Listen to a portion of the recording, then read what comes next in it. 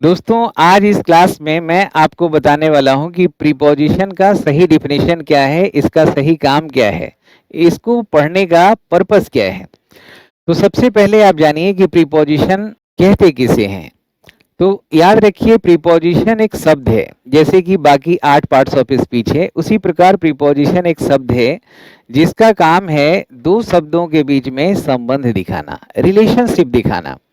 यानी कि दो शब्द कौन होंगे, इसको आपको हमेशा ध्यान रखना है, उस पे फोकस रखना है कि ये दो शब्द हो सकते हैं कि एडजेक्टिव का नाउन से संबंध दिखाया जाए, या वर्ब का नाउन से संबंध दिखाया जाए, या नाउन का नाउन से संबंध दिखाया जाए। इसीलिए आपको याद करना पड़ता है कि ये पर्टिकुलर एडजेक्टिव है तो उसके साथ हम पर्टिकुलर प्रीपोजिशन का प्रयोग करते हैं, पर्टिकुलर वर्ब है तो उसके साथ हम पर्टिकुलर प्रीपोजिशन का प्रयोग करते हैं, और नाउन का नाउन से संबंध दिखाना है तो हमें नाउन के भी लिस्ट को याद करना पड़ता है। तो जैसे हमने यहाँ पे डिफिनेशन में देखा है कि प्रीपोजिशन एक वर्ड है जो रिलेशनशिप बताता है नाउन और अदर वर्ड्स के बीच में, जैसे नाउन, वर्ब और एडजेक्टिव। और यहाँ पे मैं इन तीनों चीजों को क्लियर कर रहा हूँ कि वर्ब, प्रीपोजिशन और नाउन। अब जैसे यहाँ पे लिखा है see depends on her brother, see depends on her brother. अब यहाँ पे देखिए जो अंडरलाइन पार्ट है कि जो डिपेंड्स है ये हमारा वर्ब है, और ये हर ब्रदर जो है ये प्रीपोजिशन का ऑब्जेक्ट है जो हमेशा नाउन या नाउन इक्विवेलेंट वर्ड रहेगा, यानी प्रोनाउन या जीरेंट। तो यहाँ पे डिपेंड्स और हर ब्रदर ये वर्ब का नाउन से संबंध यहाँ पे दिखा रहे हैं। यहाँ हमने टॉपिक भी लिखा कि वर्ब, प्रीपोजिशन और नाउन प्रोनाउन। जैसे यहाँ अपोलोजाइज है, ये हमारा वर्ब है और इसका संबंध हम मिस्टेक से दिखा रहे हैं, तो हमने यहाँ प्रीपोजिशन फॉर लगाया, यानी वर्ब का नाउन से संबंध। यहाँ देखिए रिलाई के साथ हम ऑन लगाते हैं, ऑब्जेक्ट यहाँ पे हमारा हमेशा नाउन या नाउन इक्विवेलेंट रहेगा। तो हमने पढ़ा कि प्रीपोजिशन वर्ब का नाउन से संबंध दिखाता है, जो इस एग्जाम्पल में 3 एग्जाम्पल्स में आपको क्लियर किया। उसी प्रकार से है कि एडजेक्टिव भी आपको याद करना पड़ेगा कि एडजेक्टिव है अफ्रेड है, तो आपको पता है कि अफ्रेड के साथ हम ऑफ लगाते हैं, इंटरेस्टेड के साथ इन लगाते हैं, फॉन्ड के साथ ऑफ लगाते हैं। लेकिन आप यहाँ देखिए कि जो रिलेशनशिप है ना, ये एडजेक्टिव और नाउन के बीच में है, एडजेक्टिव और नाउन के बीच में है। इस तरीके से आप देखेंगे कि प्रीपोजिशन जो है रिलेशनशिप जब भी बताएगा तो एडजेक्टिव और नाउन, वर्ब और नाउन, और नाउन और नाउन। जैसे यहाँ देखिए the solution to the problem, ये दोनों अंडरलाइन पार्ट जो है इनको आप ध्यान से देखेंगे तो आप देखेंगे कि ये भी नाउन है और ये भी नाउन है। इन दोनों के बीच में संबंध कौन दिखा रहा है, ये preposition. The the key to success, अब ये दोनों जो वर्ड हैं इन दोनों वर्ड के बीच में संबंध दिखा रहा है। अब वर्ड कौन हो सकता है, ये नाउन और नाउन, एडजेक्टिव और नाउन, और वर्ब और नाउन, जो हम एग्जांपल्स में यहाँ पे देख पा रहे हैं। This is the reason for his success, अब यहाँ पे रीजन क्या है, नाउन है, और सक्सेस क्या है, नाउन है। तो हम डिफिनीशन बिल्कुल अच्छे से समझ गए कि प्रीपोजिशन जो है उसका काम संबंध दिखाना है दो शब्दों के बीच में, चाहे वो शब्द हो सकते हैं एडजेक्टिव और नाउन, वर्ब और नाउन एंड नाउन। इन्हीं तीनों को आपको एक लिस्ट बना के याद करने की जरूरत है। अब जब हम डिफिनीशन समझ गए तो हमें ये भी जानने की जरूरत है कि हम ये पढ़ते क्यों हैं। तो दोस्तों ये डिफिनीशन में क्लियर हो रहा है कि संबंध आप नहीं जानेंगे तो आपको कैसे पता चलेगा कि कोई काम कब हुआ, कहाँ हुआ, कैसे हुआ। तो आपको कई 7 पर्पस से हम इसका मोटे तौर पे यूज करते हैं। जैसे ये कनेक्शन जो दिखाता है, रिलेशन दिखाता है दो शब्दों के बीच में, ताकि आप टाइम का सही अंदाज लगा सके, प्लेस के बारे में जान सके, डायरेक्शन जान सके, कारण जान सके, और पोजीशंस या ऑनरशिप, अटैचमेंट और मैनर जान सके। तो ये 7 काम जो है आपका प्रीपोजिशन हमेशा करता है। जैसे यहाँ पे एग्जाम्पल देखिए, my house is on the Ashoka road, तो यहाँ पे ये जो नाउन है इसका संबंध हम अशोका रोड से दिखा रहे हैं, यानी प्लेस का, लोकेशन का। दूसरा में देखेंगे he will come on Monday, कब आएगा, मंडे को आएगा, तो ये टाइम बता रहा है। Put this cap on to your head, ये डायरेक्शन बता रहा है। अब डायरेक्शन बताने वाले भी कुछ प्रीपोजिशन होंगे। वैसे आपको बता दें कि एक प्रीपोजिशन जो है ना एक ही काम नहीं करता है, मल्टीपल काम करता है। जैसे ऑन है, तो अगर हम बोल रहे हैं कि I will come on Monday, तो ऑन यहाँ पे वर्ब और नाउन के बीच में समय का संबंध बता रहा है। और जैसे अगर हम बोल रहे हैं my book is on the table, तो ये लोकेशन है, या my house is located on the Ashoka road, ये हमारा लोकेशन है। अब मोशन के साथ बताते हैं तो हम इसी के साथ अलग अलग प्रीपोजिशन जरूरत के हिसाब से यूज करते हैं। कि please put your cap on to head, तो यहाँ पे कोई बाहर से कोई चीज आके अप साइड मोशन दिखा रहा है। तो ऑन अटैचमेंट के लिए भी यूज करते हैं, जैसे अगर हम कह रहे हैं कि इस पेड़ पे बहुत सारे फल लगे हुए हैं, फूल लगे हुए हैं, अटैचमेंट है, दीवार पे पोस्टर लगा हुआ है, तो अटैचमेंट के लिए भी बताया। एक ही प्रीपोजिशन टाइम के लिए भी आ रहा है, और एक ही प्रीपोजिशंस का प्रयोग हम लोकेशंस के लिए भी कर रहे हैं। यानी प्रत्येक प्रीपोजिशन में क्वालिटी होता है कि वो मल्टीपल काम को कर सकता है। तो इसीलिए आप कह सकते हैं कि प्रीपोजिशन का कोई हिंदी मीनिंग नहीं होता है।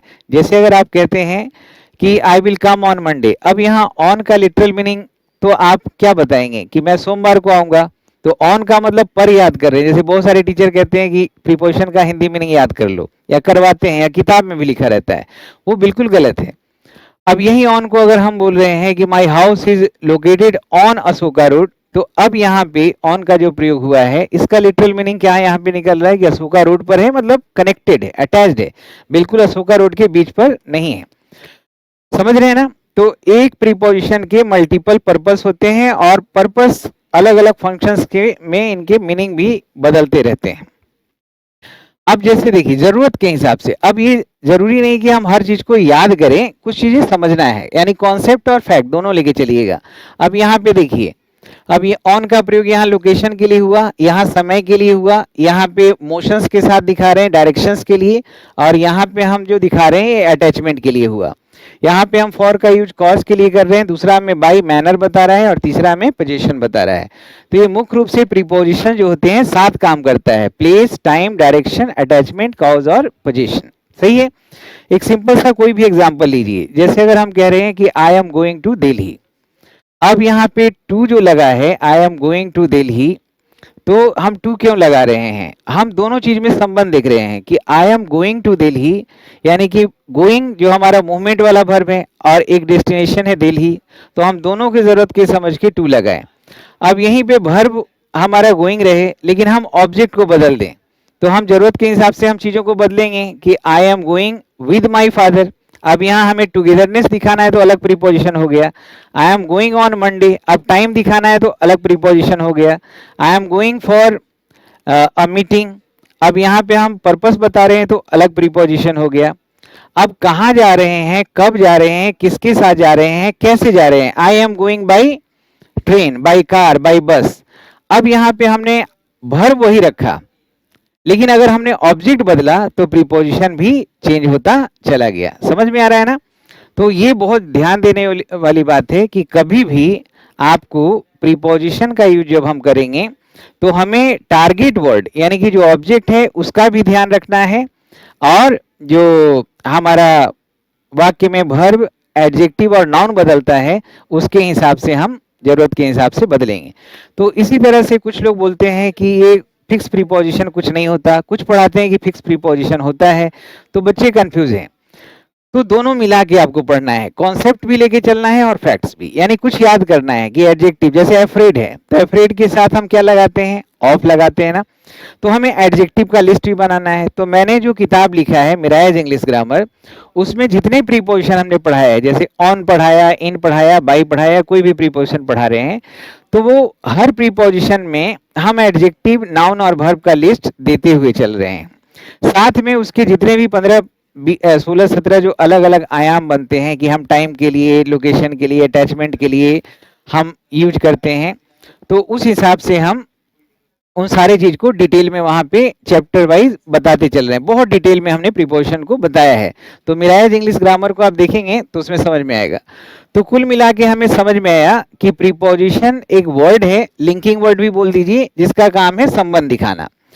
और ये संबंध हम इसलिए दिखाना चाहते हैं ताकि हमें जवाब मिल सके कि कोई काम कब हुआ, कहाँ हुआ, कैसे हुआ, किस रीजन से हुआ, किसके साथ हुआ, ये सारे सवालों का जवाब आप देंगे। जैसे आपका एग्जाम्पल मैंने रिपीट किया ना कि I am going to Delhi, I am going on Monday, I am going by bus, I am going with my father, I am going for this purpose, तो अलग वही सेम वर्ब है, टारगेट ऑब्जेक्ट हमारा बदला, तो हम प्रीपोजिशन को आवश्यकता के अनुसार बदलेंगे, यानी ये कॉन्सेप्ट है। और एडजेक्टिव और नाउन से संबंध दिखाना है तो हमें एडजेक्टिव को भी लिस्ट बना के याद करना पड़ेगा, वर्ब को भी याद करना पड़ेगा, और कुछ नाउन के साथ भी।